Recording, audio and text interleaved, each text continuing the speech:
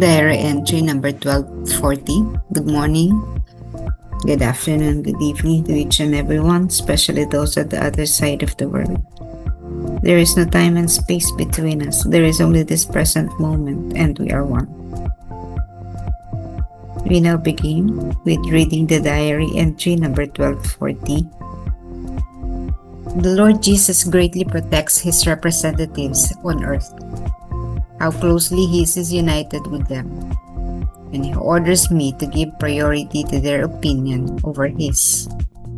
I have come to know the great intimacy which exists between Jesus and the priest. Jesus defends whatever the priest says and often complies with his wishes, and sometimes makes his own relationship with the soul depend on the priest's advice.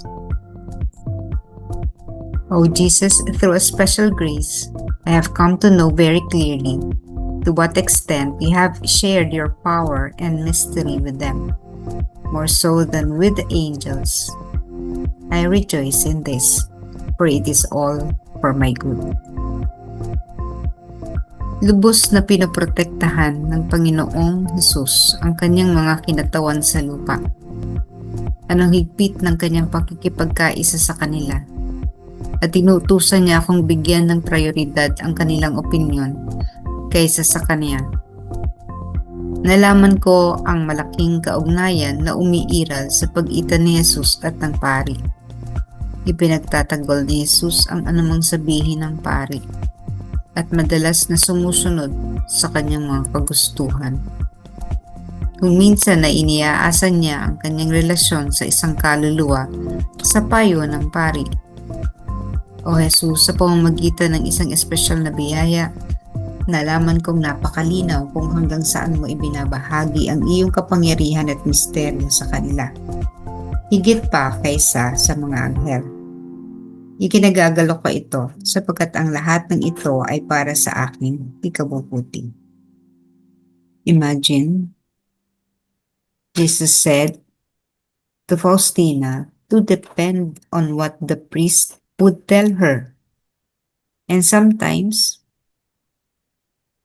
he would say to trust the priest, the words of the priest than his own words, nung magtiwala at paniwalaan ang sinasabi ng pari kaysa sa sinasabi ni Jesus sa kanya. Ibig sabihin, ganun kalaki ang ugnayan ni Jesus sa kanyang mga pari. Na may pagkakaiba ito kasi ang mga pari, karamihan naman yan, walang relasyon na katulad ng relasyon ni Faustina at ni Jesus. Si Faustina, nakakausap niya si Jesus, nakakaniig niya, yun. Pero mga pari, iilan lang ang may ganong relasyon, intimate relationship with Jesus.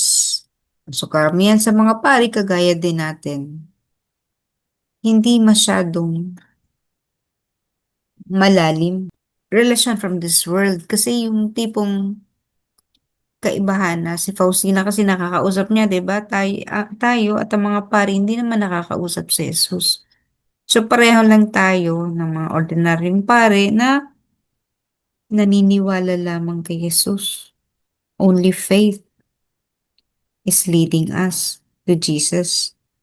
Even if we do not see Jesus, katulad ni Tomas, no? Sinabi ni Jesus kay Tomas na naniniwala ka ba dahil nakita mo ako, mapapalad ang mga naniniwala kahit hindi nakikita. So tayo yun. We believe in Jesus because we do, even if we do not see Him. Whereas Faustina was seeing Jesus, talking to Jesus, receiving orders from Jesus. And yet, why did Jesus say, trust, believe, follow what your priest is telling you? Kaya, ganun na lamang ang pagsunod niya talaga sa kanyang spiritual director. Pag sinabi ng spiritual director, ulitin mo yung diary. Ipinaulit sa kanya kasi ng director ng diary dahil sinunog niya from the top. Ginawa niya. Pag sinabi ng pari sa kanya na ni Father Andres, hindi lang kasi si Father Pochko ang nagbibigay sa kanya ng payo. Also Father Andres. Naniniwala siya, nakikinig siya. Sapagkat alam ni Faustina that Jesus is speaking to the priests. In one of the retreats, for example, hindi niya kilala yung pare, the retreat master. Faustina didn't know the priest. It was the first time he saw the priest. And yet, suddenly the priest adjourned the session and proceeded to accepting confession, hearing confession. And so that was the time when Jesus was speaking through the priest to Faustina. So, hindi kilala ni Faustina ang pare, pero maraming sinabi ang pare na siguro kahit yung pare, hindi niya alam kung ba't niya sinasabi yun. It was just an instrument, a channel in transferring or communicating what he would like to say to souls sa atin, to us ordinary souls. Ginagamit niya mga pare. So isipin mo, if your parish priest said, stop the devotion, stop spreading the Divine Mercy devotion in the parish, maaring sa tingin natin, hindi makatarungan, pangit. Maaring sa tingin natin, labag sa atin bilang banal na awa, deboto ng banal na awa. But think of it. We are taught by Faustina to obey.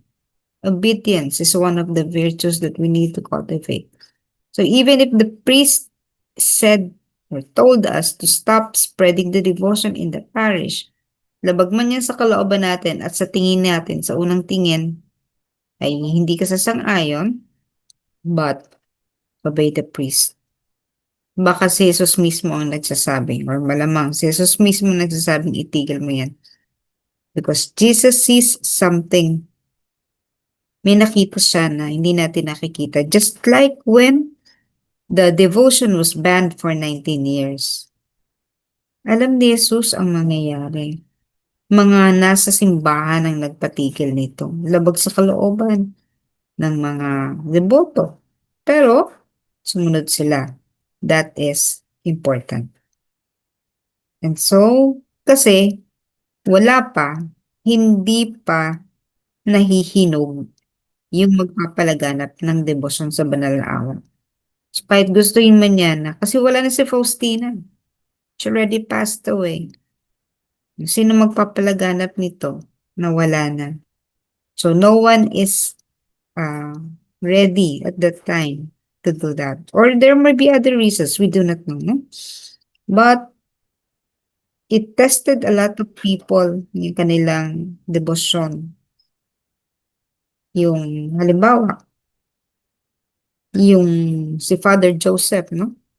Ng MIC, pumunta siya ng US. Bakit siya nagpunta ng US? Kasi dito, doon sa Poland, tinutugis siya ng mga pulis. Kailangan niya umalis. Threatened ang buhay niya. If Father Joseph was not pursued by the police, hindi naalis. So how would the Divine Mercy Devotion spread throughout the world? Kasi doon nag-start yung spark. Lumabas sila from Poland. Kumalat sila sa iba't ibang bahagi ng mundo.